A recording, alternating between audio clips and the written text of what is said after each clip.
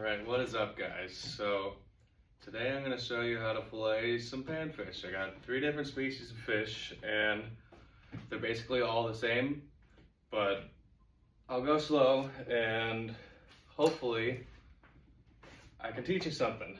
Let me change the camera angle. You know, maybe, possibly. Okay, maybe not. Hopefully. Alright, we're gonna have to do it like this. I hope everyone can see. Looks like you can. Perhaps, maybe, just a little. So, this is actually also the biggest perch I've ever caught. Here's my fillet knife. Give me a sec here. Alright, so perch are, in my opinion, the hardest of these 3 species. They're just a pain in my fucking ass. Their skin is just really tough. That's my personal opinion. Okay, so if everyone can see, here's the gill plate. You know, I'll lift it up so everyone can see. Here's his fin. What I like to do is right along like that. I hope everyone can see this. And then you just kind of slowly go down. Usually, I stop at like the top of the fin here. I like to flip them around. And then right here, if you can see my knife is completely straight down, turn it flat. And then just slowly make your way down his spine. You should be able to, once I peel it back, you should be able to feel his spine. Just literally just as slow as you can, make your way down.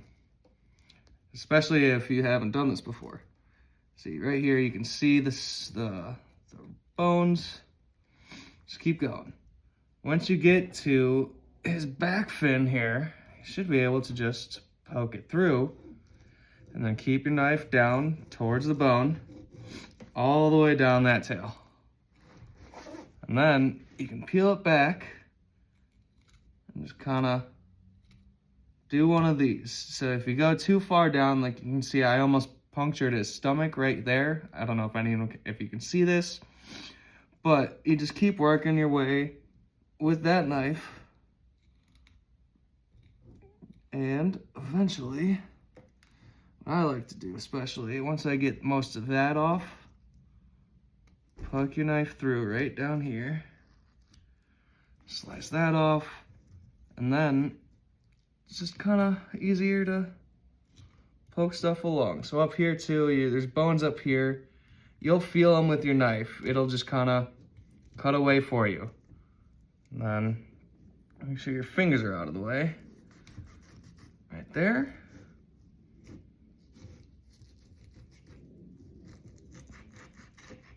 And like that. And that's a solid perch fillet. And actually, I'll show you this too. So what I like to do with the fillets, especially panfish, it should be, if you can see it, right here, just a little bit of skin left, and there's a little bit of meat where you can just grab the skin behind the meat. So again, flat of the knife, or straight down, and then flat, okay? You get that, you can start peeling it off of the skin. Just work your way nice and slow. Nice and slow. You know, I mean, there's a little bit of fillet you're gonna miss, but there you go. It's a solid perch fillet. Okay, so now we're gonna move on to the bluegill. Again, I'm hoping everyone can see this. So, you know, find that gill plate, find the fin. Bluegill are a little different, you know, but right down, should be able to get like right there. Oh, so you heard them deflate, sometimes that'll happen. Again, straight down with that knife, just slowly make your way to directly 90 degrees. And then, again, you just follow along that line.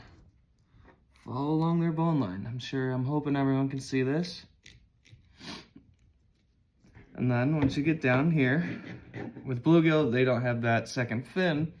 So I kind of just, once you get down to halfway through their bottom fin, poke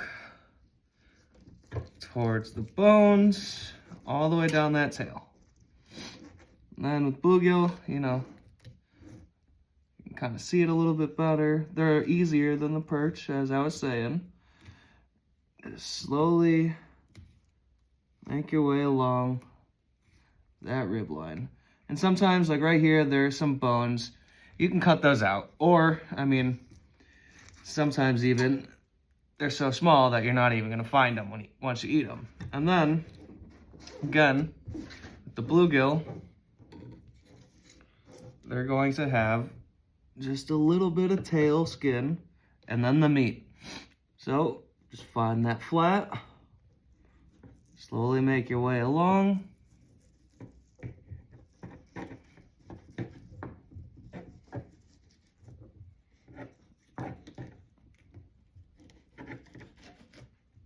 And